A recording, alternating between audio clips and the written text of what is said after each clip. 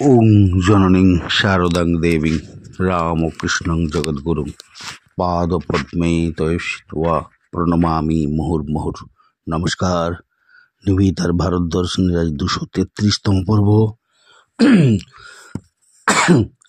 সকলকে শ্রদ্ধা, নমস্কার, শুভেচ্ছা জানাই যারা পানারাম চ্যানেলের মধ্যে দিয়ে এই নিবেদিতার ভারত দর্শনটির 232টি পর্ব শুনেছেন, বা যারা নতুন করে নিবেদিতার ভারত দর্শনের সত্রী হয়েছেন।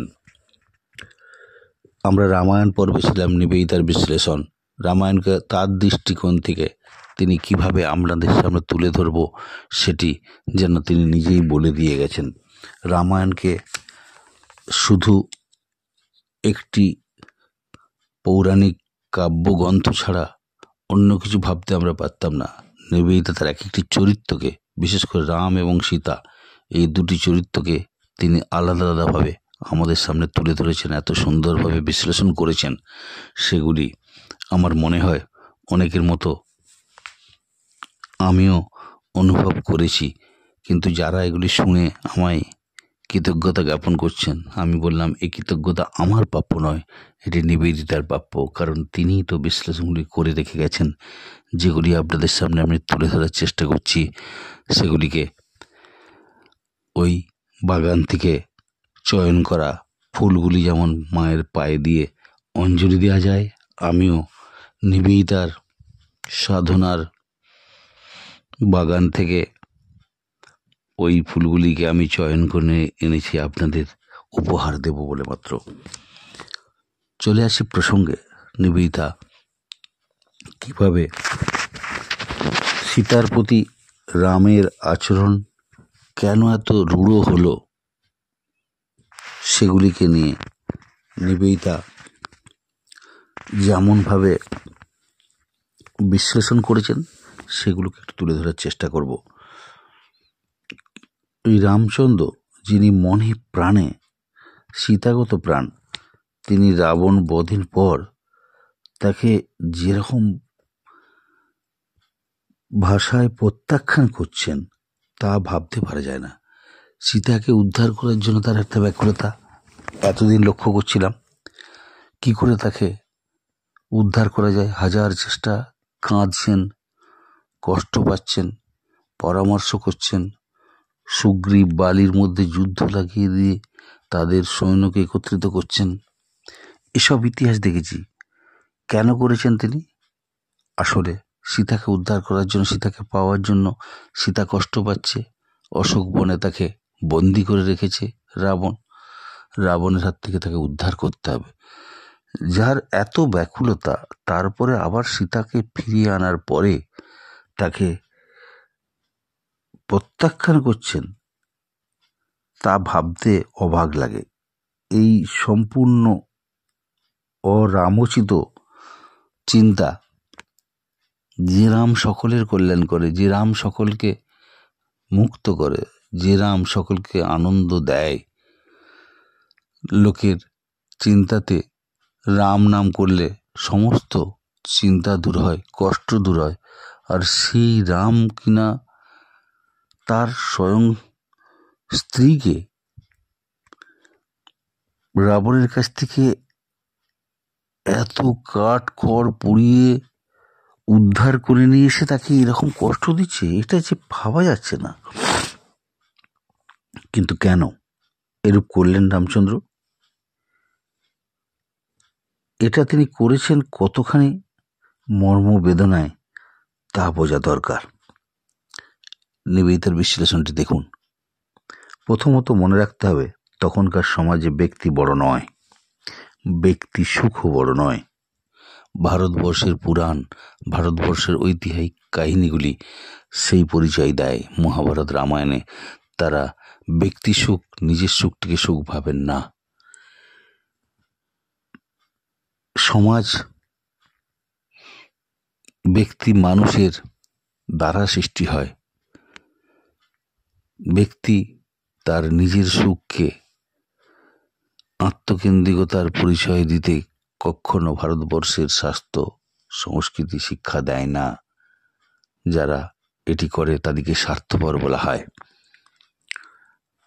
ভারতবর্ষের চিন্তন মনন যদি পুরাণ কেন্দ্রিক ভাবি, সেখানে সবাই বহুজন হিতায় বহুজন সুখায়, সেই বুদ্ধকেই স্মরণ করে চলেছেন। কেউ নিজের আত্মসুখ চায় না। তখনকার বিশ্বাস ছিল সমষ্টির সুখেই ব্যক্তির সুখ। সে সমাজে জনমতকে উপেক্ষা করা সম্ভব ছিল না। কিন্তু সেই জন্য এই নিন্দনীয় কথাগুলি তার পবিত্রতা স্বরূপিণী সীতাকে বলার দরকার ছিল কি? নিশ্চয়ই ছিল না। তবুও তিনি করেছেন। বৃহত্তর স্বার্থে তিনি এগুলি করেছেন। কিন্তু আপনারা বলবেন, সেই বৃহত্তর স্বার্থ কি তার স্ত্রীকে বাদ দিয়ে? তিনিও তো তার জন্য ব্যাকুল ছিলেন। যার জন্য রাবণ ধরে নিয়ে গেছেন, তার দোষ তো তার নিজেরও ছিল। সীতা যেমন সোনার হরিণ চেয়েছিলেন বলে দৌড়াতে গিয়ে এই কাণ্ড ঘটল, কিন্তু আপনাদেরও তো ছিল। এর কারণ অন্যরকম। সীতাকে যখন বিভীষণ স্বয়ং গিয়ে রাবণ বধের পরে নিয়ে এলেন, তখন সীতাকে দেখে রামের মনে যে প্রতিক্রিয়া হলো, সে সম্বন্ধে বাল্মীকির উক্তি ছিল, পদ্মপলা সাক্ষী কৃষ্ণকুঞ্জিত কেশা হৃদয় প্রিয়াকে। দেখে রামের হৃদয় লোকনিন্দা ভয়ে দ্বিধা হলো। তখন যে কথাগুলো তার মুখ থেকে বেরিয়ে এসেছে, হৃদয় দুটুকরো হয়ে যাওয়ার নিঃসন্দেহে তা অতি কঠোর। দুটুকরো হয়ে যাওয়া হৃদয়কে কঠোর হস্তে নিয়ন্ত্রণ করতে গিয়ে ক্ষমার অযোগ্য কঠোর ও অন্যায় কথাগুলি বেরিয়ে এসেছে।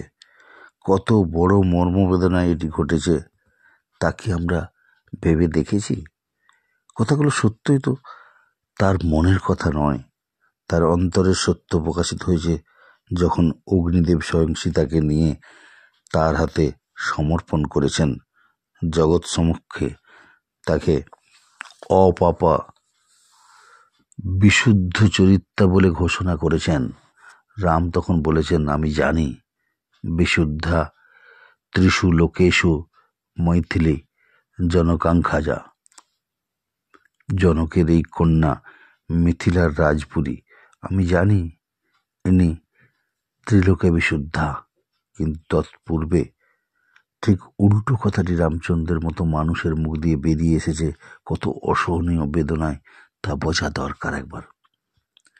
বেদনার বিবশ এই হৃদয়ের প্রতি আমরা কি সুবিচার করেছি? কখনো করিনি। হনুমান যখন রামের আদেশে রাবণ বধের সংবাদ সীতাকে দিয়ে এসে রামকে জানালেন যে সীতা তার দর্শন লাভের জন্য আকুল হয়ে রয়েছেন বা ব্যাকুল হয়ে রয়েছেন, রামের চক্ষু তখন সজল হয়ে উঠল। তাকে আমরা ভেবে দেখেছি একবার? আসলে সেও তো মানুষ। দেবতা যখন মানুষ হয়ে আসেন, তার মানুষের সমস্ত রূপগুলি, তার আচরণগুলি তার মধ্যে ফুটে ওঠাটা স্বাভাবিক। আমরা এ ব্যাপারে রামের প্রতি ঘোর অবিচারই করেছি। তেজস্বিনী সীতাও তাকে ছেড়ে যাননি। নিবেদিতার অনুভূতিটি দেখুন। রামের প্রতি আমরা যেন অবিচার করেছি। তেজস্বিনী সীতাও তাকে ছেড়ে দেননি। বলেছেন, নিজ ব্যক্তি যেমন নিজ স্ত্রীর সঙ্গে কথা বলে, তুমি সেরূপ বলছো। সীতার একথা সম্পূর্ণ ন্যায্য যে তার দেহ যখন পরায়ত্ত, তখন তিনি কি করতে পারেন? কিন্তু তার মন সতত রামেরই ছিল। কিন্তু নিন্দুকের লেলিহান জিহা তাকে স্তব্ধ করে দেয়। তাতে স্তব্ধ হওয়ার না থাকলেও এটা সকলের জানা আছে, লেলিহান নিন্দুকের শিখাগুলো আমাদের মতো সাধারণ মানুষের কাছে সেগুলো অবর্ণনীয় হয়ে রয়ে যায়। তাদের জিহাকে বিষ বর্ষণের সুযোগ দেয়নি রাম। তাদের সম্ভাব্য কথাগুলো নিজেই বলে দিয়েছেন, তবু তাদের তো স্তব্ধ করে রেখেছেন। তীক্ষ্ণ শ্রীরাম ভালো করেই জানতেন তাদের জিহা কতখানি বিষ বর্ষণ করতে পারে। তারা বললে তা প্রাণান্তকর হতো সীতার পক্ষে, তার পক্ষ, লক্ষ্মণ, বিভীষণ, সুগ্রীব বা যার কাছে ইচ্ছে যাও, যেথা ইচ্ছে যাও। এই ভয়ঙ্কর কথাগুলো বলার দরকারই ছিল না। কঠোর হতে গিয়ে আত্মনিয়ন্ত্রণ হারিয়ে ফেলেছেন রাম প্রাণান্তকর বেদনার বশে। এটা অবশ্যই নিন্দনীয়। নিবেদিতার বিশ্লেষণে এগুলি ধরা দিয়েছে। সর্বাবস্থায় আত্মসংযমী রাম সংযম হারিয়েছেন, সেজন্যই তিনি নিন্দনীয় বা নিন্দার যোগ্য। রাজ্য হারিয়ে বনে আসার সময় রামচন্দ্র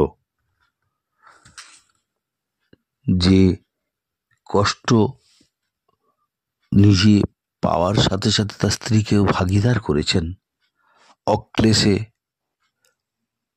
আপন স্বামীর সহযোগী বা সাথী থেকে সেগুলি তিনি হজম করেছেন। সেখানে কিন্তু আত্মনিয়ন্ত্রণ হারায়নি রামচন্দ্র নিজেও। রাজ্য হারিয়ে স্ত্রীকে পাশে পেয়ে, অমন সুন্দর লক্ষণ ভাইকে সাথে পেয়ে তার কোনো কষ্ট হয়নি, কারণ তিনি বাবার বাক্য সত্য পালনের জন্য বনে যাচ্ছেন। কিন্তু সীতা, তার অন্য ব্যাপার। সীতা হরণের পর থেকেই অরণ্যকাণ্ডে, কিষ্কিন্ধা কাণ্ডে, এমনকি যুদ্ধকাণ্ডে সীতার বিরহে রামের উন্মত্ত শোকের যে বর্ণনা দেয়া আছে সেগুলো ভয়ঙ্কর।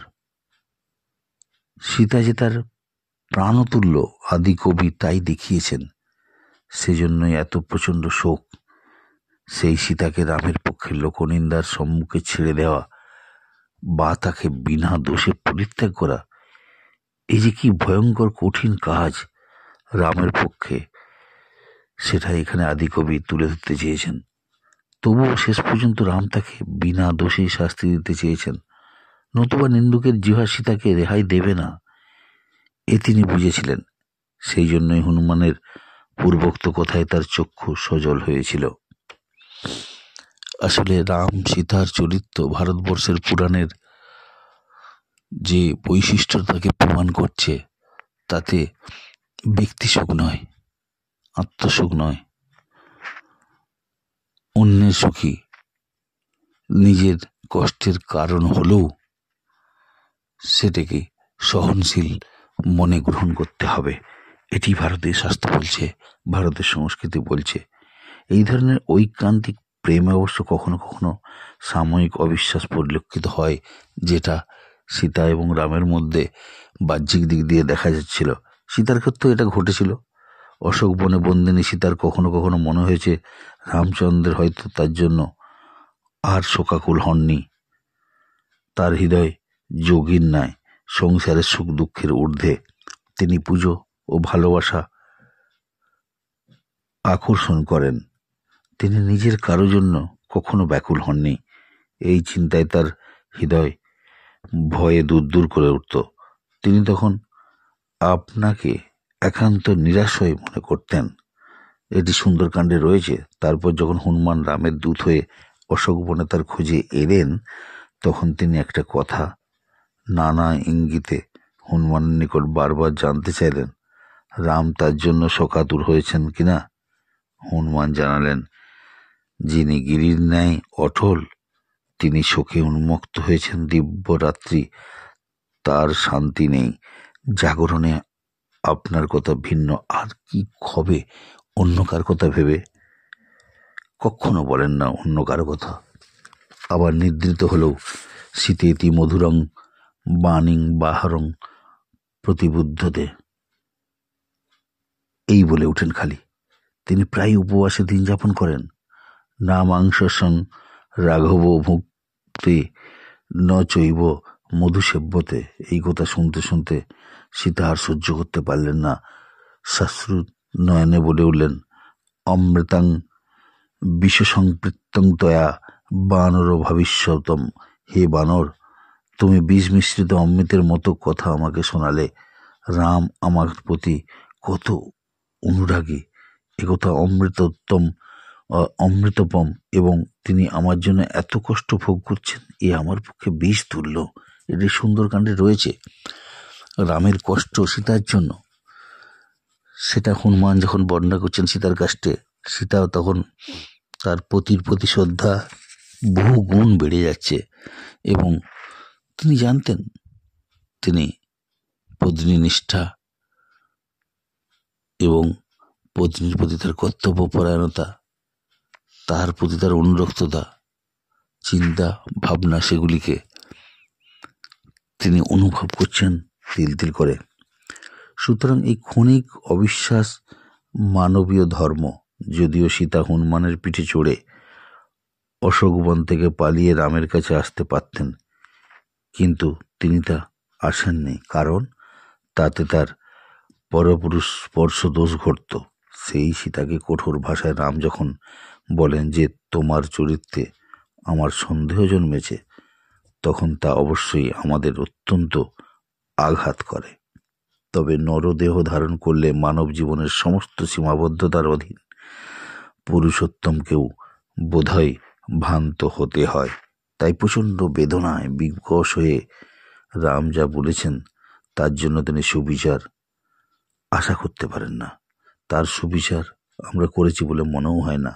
আমরা ভেবে দেখিনি যে কথাগুলো তিনি তাকেই বলেছেন, যাকে অন্তরের অন্তরতম স্থানে একান্ত শুদ্ধ চরিত্র বলে জানেন বা জানতেন, যা কখনো বলতে চাননি তাই বলে ফেলেছেন। কি ভয়ঙ্কর পরিস্থিতির সম্মুখীন তাকে হতে হয়েছিল, এর থেকেই অনুমেয়, তাই না? কিন্তু তবু অগ্নি পরীক্ষার কথা তিনি উচ্চারণ করেননি। আধুনিক সমালোচকদের কথা আদৌ ঠিক নয় যে তিনি কোনো ভাবেই নিজের সীমার মধ্যে থেকে বিভিন্ন প্রকারে সীতাকে আত্মহত্যার প্ররোচনা দিয়েছেন বা তাকে আগুনে পুড়িয়ে মারতে চেয়েছেন। তিনি মর্যাদা পুরুষ, ন্যায় ধর্ম, কুলধর্ম ও সত্যের মর্যাদাকে সবচেয়ে কঠিন দুঃখের মূল্যে রক্ষা করতে চেয়েছেন আজীবন, এবং সীতার জন্য প্রেমকে অশেষ দুঃখ দহনের মধ্য দিয়ে অমরতা দিয়েছেন। এই কথাগুলি ভুললে চলবে না। কিন্তু অগ্নিতে প্রবেশের সিদ্ধান্ত সীতার নিজের, তার স্বামীর বিশ্বাস হারিয়েছেন মনে করে তিনি আর বেঁচে থাকতে চাননি। লক্ষণ অগ্নিশয্যার নির্দেশ পেয়ে কষ্টে তিনি আত্মহারা নয়, যেন আত্মহত্যা করার উদ্যমী এক সত্তায় পরিণত হয়ে গেছেন। তিনি ভাবতে পারছেন না তাকে এই অগ্নিশয্যার দায়িত্ব পালন করতে হবে। রামের দিকে সরসে তাকিয়েছেন লক্ষণ। রাম তখন নত নেত্রে অধোবদনে বসে আছেন। তাকে দেখাচ্ছে যেন কালান্তক এক জম। কেউ কোনো কথা বলতে সাহস করছে না। লক্ষণ অগত্যা অগ্নিশয্যা করলেন, কিন্তু নত নেত্রে অধোবদনে রাম কি ভাবছিলেন? তিনি নিশ্চয়ই ভাবছিলেন জনমতি সীতাকে অপবাদ থেকে মুক্তি দিতে সোচ্চার হোক, জনগণে তাকে অগ্নিদহন থেকে রক্ষা করতে এগিয়ে আসুক। কি ভয়ঙ্কর মুহূর্ত রামের পক্ষে! তার আশা কি পূর্ণ হবে? জনগণ কি এগিয়ে আসবে সীতাকে রক্ষা করতে? আশায় ও আশাহত হওয়ার বেদনায় দীর্ণ বিতীর্ণ হয়ে যাওয়া হৃদয়কে প্রাণপণে সংযত করেছেন। নিজের বেদনার্থ মুখচ্ছবি কাউকে দেখতে দিচ্ছেন না। সকলে তাকে ভুল বুঝবে জেনেও বেদনায় বিবর্ণ আপন মুখচ্ছবি কাউকে দেখাতে দেবেন না বা দেখতেও দেবেন না। সেজন্যই আজ তিনি অধোবদন, নদ নেত্র, মাথা নিচু করে চোখ দুটো নিচের দিকে নামিয়ে রেখেছেন রামচন্দ্র, আর প্রাণপণ প্রয়াসে ভয়ানক কঠোরতার আবরণে নিজেকে ঢেকে রাখার চেষ্টার দরুন তাকে দেখাচ্ছে যেন কালান্তক যম।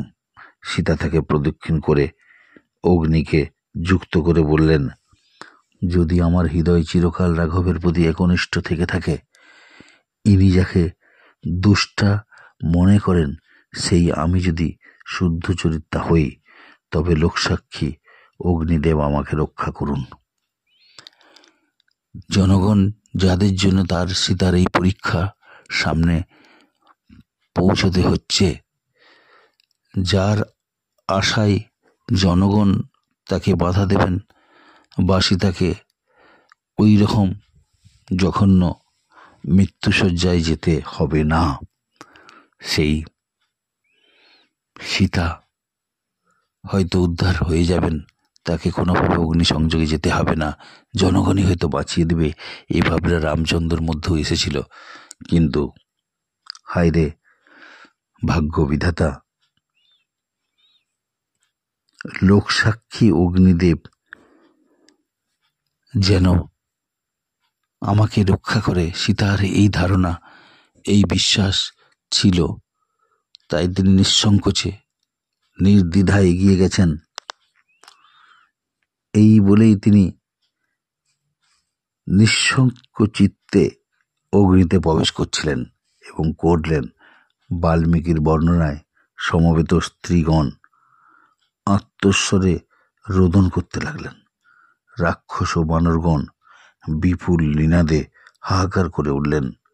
তখন অগ্নি, ধরা যেতে পারে সমবেত জনতার প্রতিনিধি, কোনো আর্য ঋষি হতে পারেন, সীতাসহ আবির্ভূত হলেন। সীতাকে রামের হাতে প্রত্যাবর্তন করে বললেন, রাম, এই তোমার বৈদেহী, ইনি বাক্য মনোবুদ্ধি বা চক্ষু দ্বারা সৎ পথ থেকে ভ্রষ্ট হননি। আমি তোমাকে আজ্ঞা করছি, এই নিষ্পাপ বিশুদ্ধ স্বস্বভাবা মৈথিলীকে অসংকোচে গ্রহণ করো।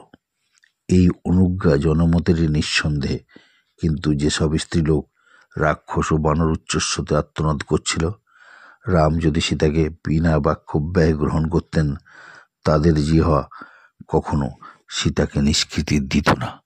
সমাজ বলছে, সমাজ কখনো এইসবের ঊর্ধ্বে নয়। সমাজে এগুলি থাকে, বিভিন্ন মতাদর্শ থাকে, বিভিন্ন মত থাকে, সবাই এক চিন্তার মানুষ হতে পারে না। পৃথিবীতে ঈশ্বর যাদের সৃষ্টি করেছেন তারা এক একজন আলাদা আলাদা বিশ্বাস, আলাদা আলাদা চিন্তায় মনুষ্য ধর্ম বা মনুষ্য চিন্তায় বিভোর থাকে এবং মানুষের রূপ ধরে তারা বিভিন্ন মতাদর্শী হয়। আমার কাছে যেটা ভালো, অপরের কাছে সেটা ভালো নাও হতে পারে। আমার কাছে যেটা সঠিক, অপরের কাছে সেটা ভুল হতে পারে। তার চিন্তাধারায়, তার বিশ্বাসে আমার বিশ্বাস নাও মিলতে পারে। এটি একবারে স্বাভাবিক। তাই রাম যদি সীতাকে ওই গ্রহণ করে ফেলতেন জনগণ, তখন তাকে কিন্তু ধিৎকার জানাতো। অনেকেই হয়তো ভালোবাসতেন, অনেকে ভাবতেন ঠিক করেছেন, আবার অনেকেই হয়তো বলতেন যে নিজের স্ত্রী বলে ধর্মের ঊর্ধ্বে উঠে অধর্মকে প্রশ্রয় দিচ্ছেন। শাস্ত্রের ধারায় রামচন্দ্রের অবতারত্ব প্রমাণ করতে তারা সীতা দেবীকে বিসর্জন দিতেও দ্বিধাবোধ করতেন না। সেটা দেখার অপেক্ষায় রাম কেন্দ্রিক অবতারত্বের আসল স্বরূপটি তারা দেখতে চাইছেন। রামচন্দ্র প্রতিটি পরীক্ষায় তিনি উত্তীর্ণ হচ্ছেন, সীতাকে কষ্ট দিয়ে হলেও তার আসল স্বরূপটি প্রকাশ করার চেষ্টা করছেন। রাম তখন অগ্নিকে যে কথাগুলি বললেন তা লক্ষ্য করলে একথা স্পষ্ট বোঝা যাবে আরো ভালো করে। রাম বললেন, সীতা শুদ্ধ চরিত্রা, আপন তেজেই সুরক্ষিতা, তা আমি মনে মনে জানি, মনে প্রাণে বিশ্বাস করি, যদি আমি প্রাপ্তি মাত্রই সীতাকে গ্রহণ করতাম, লোকে আমাকে বলতো দশরথ পুত্র রাম মূর্খ কামুক, বিশুদ্ধা ত্রিষু লোকেশু মৈথিলী জনকাঙ্ক্ষা যা। এ আমি অবগত আছি। নিজের কীর্তির ন্যায় সীতাকেও তিনি ত্যাগ করতে পারি না।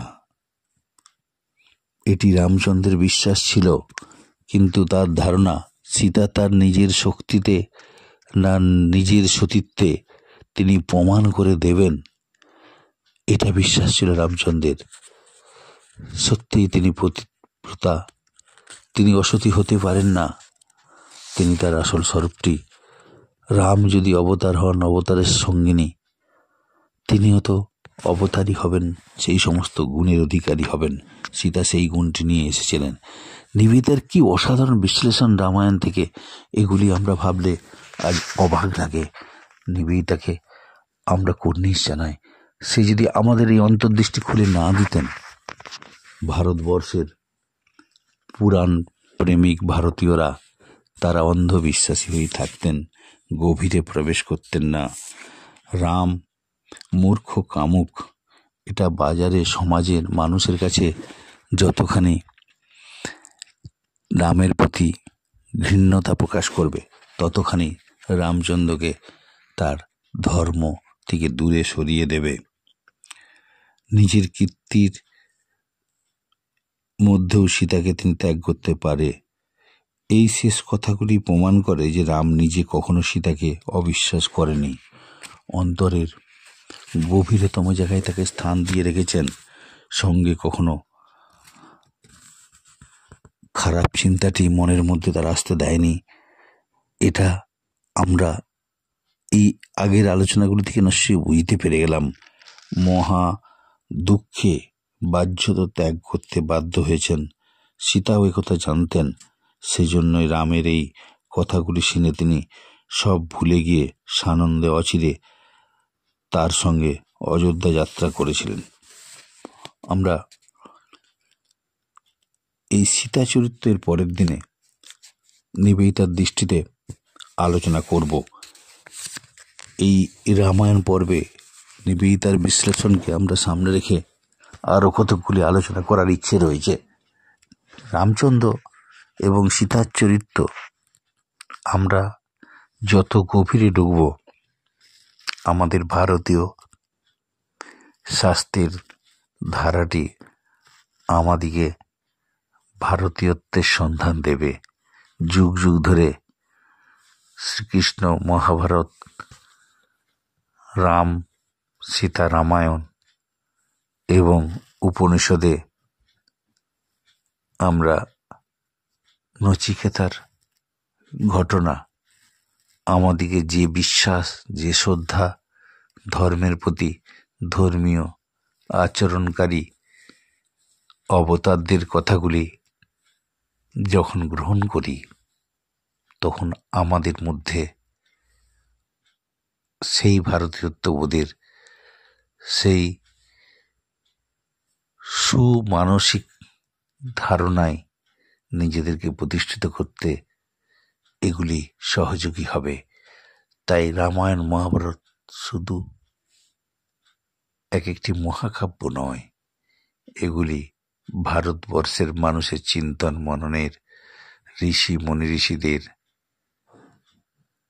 যুগ যুগ ধরে তপস্যার ফলশ্রুতি। মানুষ সত্য কথা বলবে, মানুষ মানুষের পাশে থাকবে, মানুষের দুঃখে নিজের আত্মসুখ বিসর্জন দেবে, এটাই ভারতবর্ষের রীতি নীতি। আমরা ভারতীয়রা সেটিকে ভুলে রয়েছি মাত্র। নিবেদিতার বিশ্লেষণ সেগুলি স্মরণ করিয়ে দিচ্ছে। গভীর অন্তর্দৃষ্টির দ্বারা অনুধাবন করে নিবেদিতা সেগুলি আমাদের সামনে তুলে ধরেছেন, আমাদের এই দৃষ্টিশক্তিগুলিকে সজাগ করার জন্য। আমাদের ভারতবর্ষের ভারতীয় সভ্যতার ইতিহাসে মানব জাতির যে সুকীর্তিগুলি বহন করে চলেছে, স্বাস্থ্য সমীক্ষা সেগুলিকে দৃঢ় করার উদ্দেশ্যে নিবেদিতা আমাদের সামনে তুলে ধরেছেন রাম সীতার চরিত্রগুলি। রামায়ণে রাম যদি অবতার রূপে ভারতবর্ষের এই পুণ্যভূমি পুণ্যতীর্থের সাথে আমাদের মানুষগুলিকে নিজেদের আত্মসুখ এবং তৃপ্তির আশা থেকে দূরে সরিয়ে না রাখে, সে প্রকৃত ভারতীয় হবে কি করে? সে ভারতবর্ষের আসল শরীফের সত্তাধারী হবে কি করে? সে তো অন্যের মতো হয়ে যাবে। আসলে নিবেদিতা সেই দৃষ্টিকোণ থেকেই আমাদেরকে সেই জায়গায় পৌঁছাতে চেয়েছেন যেখানে নিজেদের গর্ববোধ আসবে, নিজের দিকে স্মরণ করিয়ে দেবে, তোমার এ পথ নয়, তোমার পথ এটিই ছিল অতীতে, থাকবে বর্তমান এবং ভবিষ্যতেও। তার জন্যে তোমরা অবশ্যই সজাগ দেখো। ভারতীয় শাস্ত্র আমাদেরকে এই শিক্ষা দেয়। নিবেদিতা সেই শিক্ষার সামনেই আমাদের হাজির করেছেন এই রামায়ণ চরিত্রগুলির মধ্যে তার আসল স্বরূপটি আমরা ভুলে রয়েছি, তো তাই নিবেদিতা সেগুলি চিনিয়ে দিতে সাহায্য করছেন। কুর্নিশ জানাই, শ্রদ্ধা জানাই, প্রণাম জানাই নিবেদিতাকে। নিবেদিতার ভারত দর্শন আজ 233তম পর্বে আমরা যে আলোচনাটি করলাম সেটা এখানেই শেষ নয়। এর পরের পর্বগুলিতেও আমরা রামায়ণে থাকব। আপনাদের কথা দিয়েছিলাম নিবেদিতার দৃষ্টিতে ভারতীয় পুরাণ রামায়ণ মহাভারতকে আমরা নতুন করে বুঝে আসল রহস্যে আমরা ভারতীয়ত্বের প্রমাণ দেব, শ্রদ্ধায় আচরণে ভারতীয় হব। নিবেদিতার চরণে প্রণাম জানিয়ে নিবেদিতার ভারত দর্শন আজকে 233তম পর্বটি শেষ করি।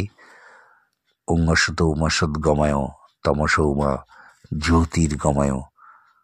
ওং শান্তি শান্তি শান্তি হরি ওং তৎসৎ। শ্রীরাম কৃষ্ণ অর্পণমস্তু।